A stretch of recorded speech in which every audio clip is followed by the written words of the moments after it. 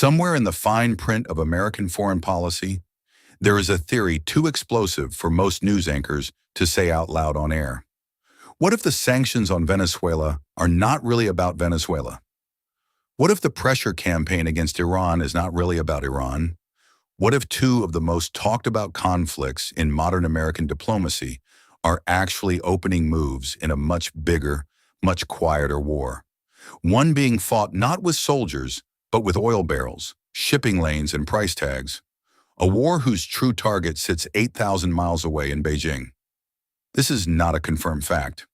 No official in Washington has stood at a podium and said, "We are sanctioning Caracas to slow down China."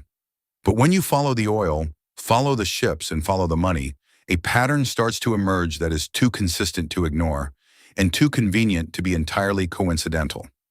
Here is where the story begins. Venezuela holds the largest proven oil reserves on Earth. Iran sits on some of the richest oil and gas fields in the Middle East.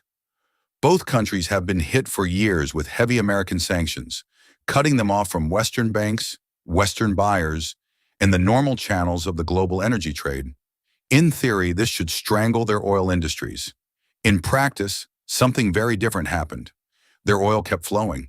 It just changed direction, and it flowed almost entirely toward one buyer.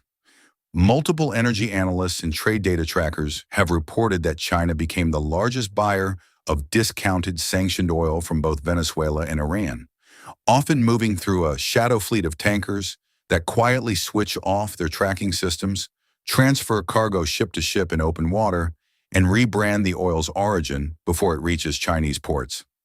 Multiple energy analysts and shipping trackers have documented this pattern for years. It is not a secret. It is barely even hidden. And it raises an uncomfortable question.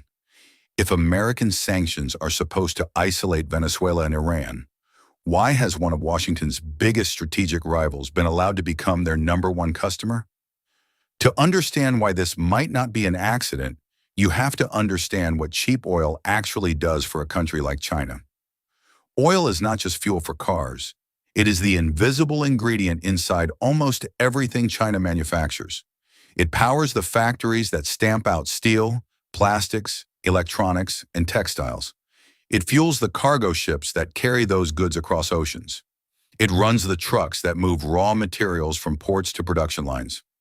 When the cost of oil drops, the cost of making almost everything drops with it. And when Venezuela and Iran sell their oil at a steep discount, because sanctions have cut off their normal buyers and left China as one of the few willing to take the risk, China is not just getting oil. It is getting a quiet, structural discount on its entire industrial output. This is where the theory starts to sharpen. Sanctions were designed to make Venezuela and Iran economic outcasts, starved of buyers and desperate for cash.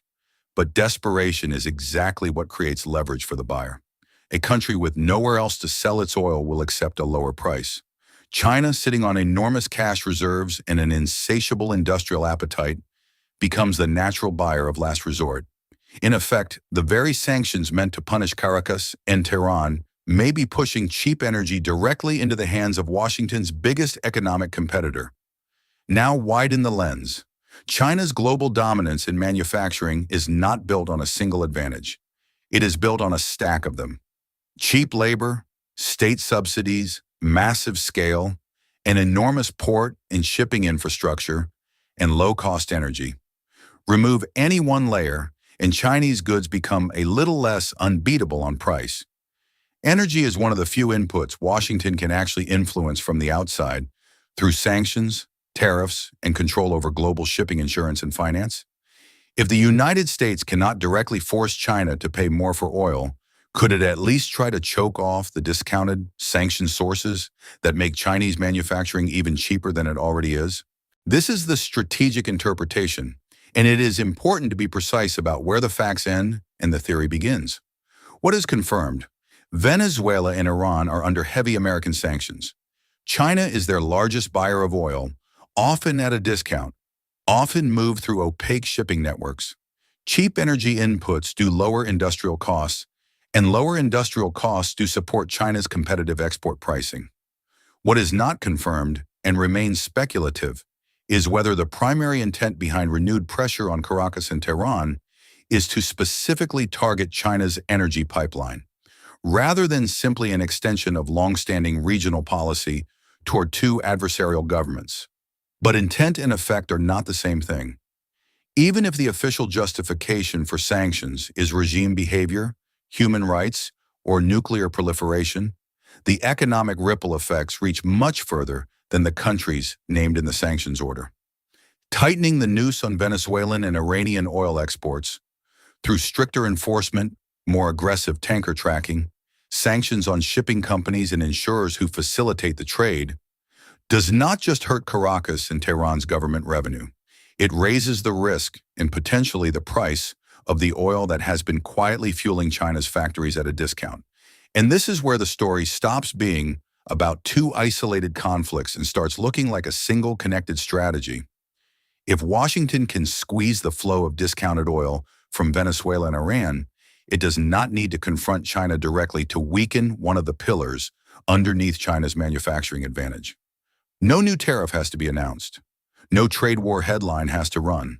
The pressure arrives quietly through a tanker that suddenly cannot get insurance, through a Chinese refinery that suddenly has to pay international market price instead of a sanctioned discount, through a supply chain that gets a little more expensive without anyone in Washington saying China's name. Whether this is a deliberate, coordinated strategy or simply a convenient side effect of long-running sanctions policy is something officials in Washington have never openly confirmed. But the pattern is there for anyone willing to trace the oil, the ships, and the balance sheets.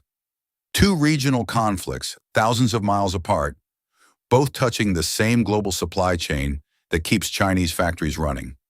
And that is the uncomfortable possibility at the center of this investigation, that the fight over Venezuela in the standoff with Iran may never really have been just about Venezuela or Iran at all.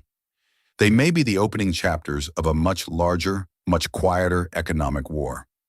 One being fought over oil, shipping lanes, and the true cost of everything the world buys from China.